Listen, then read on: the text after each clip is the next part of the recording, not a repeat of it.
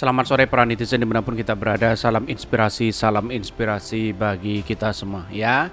Menarik juga ternyata tekad Partai Umat penjarakan Jokowi. Ada apa begitu kan? Apakah ini balas dendam atau apa begitu ya? Atau saking bencinya atau apa begitu? Tetapi saya lihat bahwa ya sebagai seorang presiden, sebagai seorang pemimpin pasti ada kesalahan di situ begitu kan. Tetapi dengan cara-cara seperti ini saya kira tidak perlu untuk memenjarakan sana sini kalau itu begitu ya, kalau itu benar begitu kan. Tetapi di satu sisi ya, di demokrasi modern ini lebih baik bagaimana gagasan-gagasan itu diterima oleh masyarakat dan lebih banyak kepada ya memperingatkan ya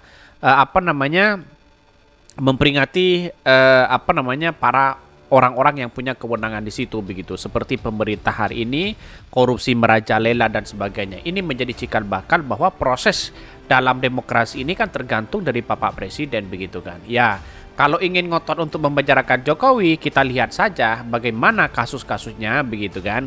Ya, tetapi mari kita baca komentar-komentar netizen seperti ini. Ini komentar-komentar netizen, partai yang berani bela rakyat meski yang dilawan Dajjal sekalipun. Ini benar sekali kalau kita melihat hal ini begitu kan. Tetapi perlu diingat konsekuensi yang diterima juga bisa begitu kan. Ya kalau Pak Jokowi setelah lengser nanti gimana begitu. Bisa saja itu terjadi begitu kan. Ketika orang-orang yang kemudian sudah tidak percaya lagi kepada Pak Jokowi, bisa saja begitu Pak Jokowi tidak dilirik atau tidak dilihat begitu ya. Ya, inilah walau kan belis ya, ini sengkuni ya. Mbah Amin janjinya jangan kaki ya, ambiar ya. Felis janji mau potong leher ambiar. Wis angil ya. Silit movel. Ini banyak sekali kritikan-kritikan dari netizen begitu ya. Tetapi inilah bagian dari demokrasi kita begitu. Saya tidak pernah janji apapun, apalagi potong leher. Dalam Islam dinamakan berjudi dengan mempertaruhkan nyawa. Judi untuk bunuh diri. Lu pikir gue PKI apa yang tidak peduli ya dengan Tuhan. Ini banyak sekali ya ketika kritikan-kritikan itu begitu. Tapi perlu diingat inilah demokrasi kita begitu. Jadi persoalan-persoalan inilah yang kemudian kalau Pak Jokowi punya masalah besar, bisa saja itu terjadi begitu ya.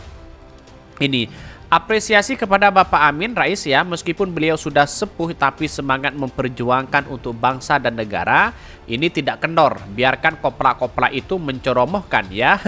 Kalian yang sedang menjabat tanpa peran ya, Pak Amin apa salah satu tokoh reformasi ya, kalian tidak bisa apa-apa, paling nongkrong di rumah. Ya bisa saja begitu kan. Jadi persoalan-persoalan inilah yang kemudian menjadikan bakal kalau Partai Umat sendiri begitu kan ingin ya memenjarakan Pak Jokowi dan sebagainya. Ya saya kira inilah demokrasi kita begitu, kalau ada kesalahan besar di situ begitu ya. Tetapi kalau tidak ngapain begitu ya. Kan begitu logikanya begitu ya.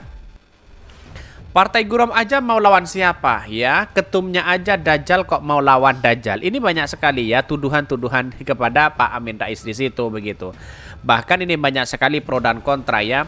Pengaruh Samiri alias Dajjal bin Ja'far yang muncul kemudian ya sebelum Samiri alias Dajjal bin Ja'far keluar ya.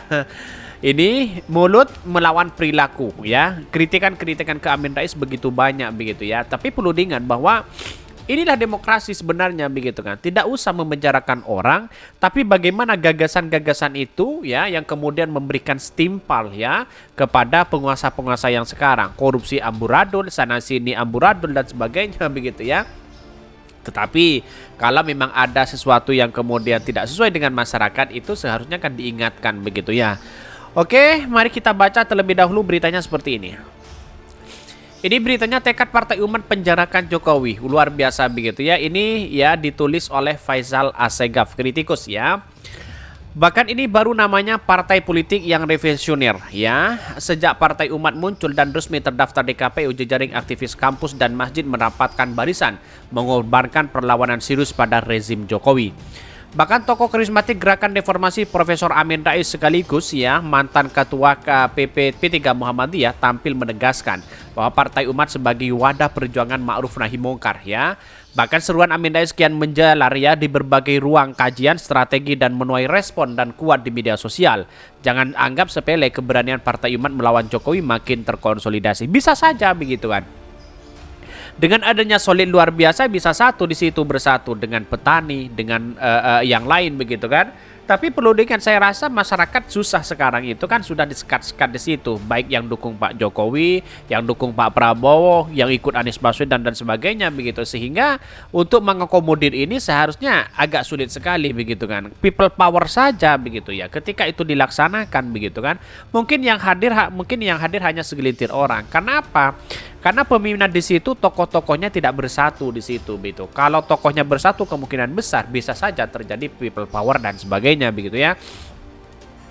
Andai partai ini setiap harinya menggelar mimbar ya bebas di kantor sekretariatnya, maka ribuan rakyat akan berbondong-bondong hadir.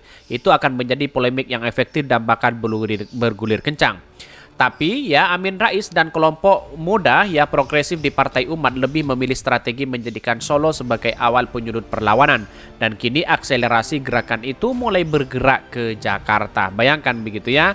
Ada sesuatu yang kemudian ya yang dibangun, biasanya ada people power, ada apa namanya, gagasan-gagasan dan audiensi yang ada selama ini begitu ya. Bahkan di Solo, tempat Jokowi mengibarkan kekuasaan yang penuh dengan kebohongan, Amin Rais dan sejumlah tokoh gerakan perubahan ya serukan people power. Turunkan Jokowi, alasannya selain melanggar konstitusi juga penuh dengan praktek korupsi. Ya, saya lihat praktek korupsi sekarang sudah merajalela begitu kan. Jangan hanya di instansi lain, di KPK saja pasti ya sudah pernah melakukan korupsi seperti itu begitu. Bayangkan begitu ya. Dinas perjalanannya 5 orang ditulis 6 orang begitu. Kan aneh begitu ya. Jadi artinya selama ini kalau menurut saya pribadi ya saya kira ya bisa saja dengan adanya gertakan seperti ini bisa saja pemerintah atau rezim itu takut begitu ya. Tapi saya rasa tidak takut begitu kan. Pesan yang kuat dari seruan itu menegaskan penegak hukum yang seadil-adilnya dan Jokowi serta antek-antek yang menjadi fokus kemarahan yang serius. Tak peduli sebelum atau sesudah 2024 harus diseret ke pengadilan. Bahkan ya seruan moral itu tidak berdiri tunggal tapi semakin ramai rakyat dari berbagai elemen pun ya punya tekad yang sama. Aneka ketidakadilan yang dilakoni rezim Jokowi dituding telah melampaui batas. Bahkan luar biasa ya, baru pertama kali dalam sejarah partai politik ya di era reformasi hadir dengan sikap tegas memberanikan rakyat melawan kekuasaan. Jika modal konsolidasi ini terus dikembangkan sulit dibendung ya. Gerakan melawan rezim Jokowi itu makin mengerucut dengan jargon adili dan penjarakan Jokowi. Terkait Partai Umat ini tertangkap terang ya di ruang publik. Untuk sementara itu tertunda, tapi pasca di 2024 sangat berpotensi itu terjadi. Wow, ini sangat luar biasa sekali begitu kan. Ada people power di situ begitu kan, menunjukkan ya setelah Pak Jokowi lengser bisa saja ya ada sesuatu masalah yang kemudian diberikan ya atau distimpalkan begitu ya. Tetapi inilah persoalan-persoalan kita begitu kan. Apakah ya pada hakikatnya Pak Jokowi tidak sendirian juga di satu sisi begitu kan. Tetapi ada anak-anak Pak Jokowi, tidak mungkin seorang ayah itu lalu kemudian ya dibiarkan oleh anaknya begitu kan. Saya kira bahwa ada perlawanan-perlawanan juga begitu. Ini ya ketahuan sekali sekarang ini. Kalau Pak Jokowi masih memimpin ya menjadi kepala negara, banyak orang yang kemudian hormat kepada Pak Jokowi begitu kan. Tetapi kalau kita lengser, kita buktikan saja kepada masyarakat bahwa apakah Pak Jokowi tetap dihormati atau tidak, atau malah lebih parah begitu kan. Kan begitu logika kita begitu. Artinya selama ini kalau kita melihat ini bisa saja itu terjadi begitu ya. Karena persoalan-persoalan ini ya mengakibatkan bahwa ya setelah lengser bisa saja seperti Donald Trump di situ begitu kan, menjadi mantan presiden lalu kemudian diseret begitu kan, karena banyak kontroversi di situ katanya begitu ya. Tapi kita tunggu saja bagaimana Partai Umat ini ya tetap eksis atau apa begitu kan. Oke, mungkin itu yang kami sampaikan. Tonton terus channel Hodari Podcast Rakyat ini karena ada berita-berita menarik dan viral setiap harinya. Salam para netizen, salam inspirasi bagi kita semua. Jangan lupa di subscribe channel YouTube Hodari Podcast Rakyat ini.